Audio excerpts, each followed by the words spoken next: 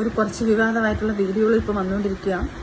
കുറേ ഫോട്ടോസും കാര്യങ്ങളൊക്കെ വെച്ചിട്ട് ഈ അക്കൗണ്ട് എനിക്ക് കിട്ടിയത് കുറച്ച് ടൈമുകളായിട്ടേ ഉള്ളൂ.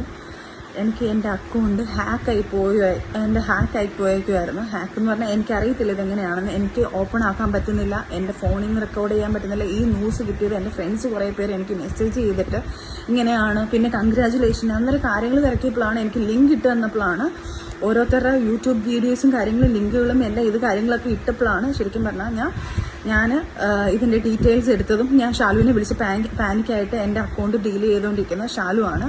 അപ്പോൾ ഷാലുവിനെ ഞാൻ വിളിച്ചിട്ട്, ഷാലു പെട്ടെന്ന് ഇങ്ങനൊരു സാധനമാണ്, ഷാലു എന്താണ് സംഭവിക്കുന്നത് എനിക്കറിയാം, എനിക്ക് എൻ്റെ അക്കൗണ്ട് ഓപ്പൺ ചെയ്യാൻ പറ്റുന്നില്ല, നീ ഒന്ന് ഓപ്പൺ ചെയ്ത് നോക്ക്. അവളും നോക്കിയിട്ട് അവൾക്ക് ഓപ്പൺ ചെയ്യാൻ പറ്റുന്നില്ലായിരുന്നു. അങ്ങനെ അവൾ എന്തൊക്കെയോ ചെയ്ത് റിക്കവർ ചെയ്ത് എടുത്തതാണിത്.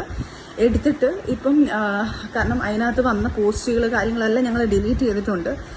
വൃത്തികെട്ട രീതിയിൽ കാര്യങ്ങളൊക്കെ ചെയ്തുകൊണ്ടിരിക്കുകയാണ്. ദയവ് ചെയ്ത് എന്നെ കൊല്ലാക്കൊല ചെയ്യരുത്. ഞാനിത് കേസ് വഴി തന്നെ മൂവ് ചെയ്യും. കാരണം നമ്മളിപ്പോൾ ഒരു വീഡിയോ ചെയ്യുന്നത് ഇപ്പം ഇത്രയും വൃത്തികെട്ട രീതിയിലുള്ള എന്നെ കുറേ അനാവശ്യമായിട്ടുള്ള ആൾക്കാരെല്ലാം എന്നെ കുറേ അനാവശ്യമായിട്ട് സംസാരിക്കുന്നുണ്ട്, എന്നെയും അദ്ദേഹത്തെയൊക്കെ വെച്ചിട്ട്.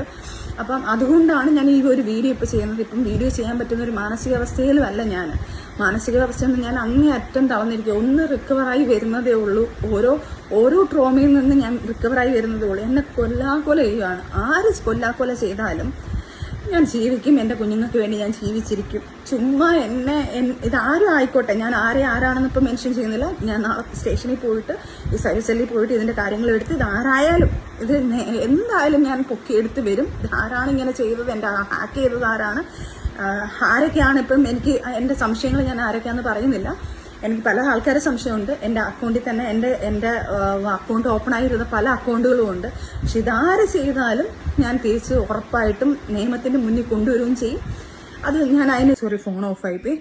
അപ്പം ദയവ് ചെയ്ത് ഇങ്ങനെയുള്ള കാര്യങ്ങൾ അഥവാ എൻ്റെ ലൈഫിൽ ആരെങ്കിലും വന്നാലോ, ആരെങ്കിലും എനിക്ക് കുഞ്ഞുങ്ങളുണ്ടായാലോ, എനിക്ക് കല്യാണം കഴിഞ്ഞാലോ, അത് ഞാൻ ഇതുപോലൊരു വീഡിയോ ആയിട്ട് നിങ്ങൾക്ക് എല്ലാവർക്കും ഇട്ട് തരാം.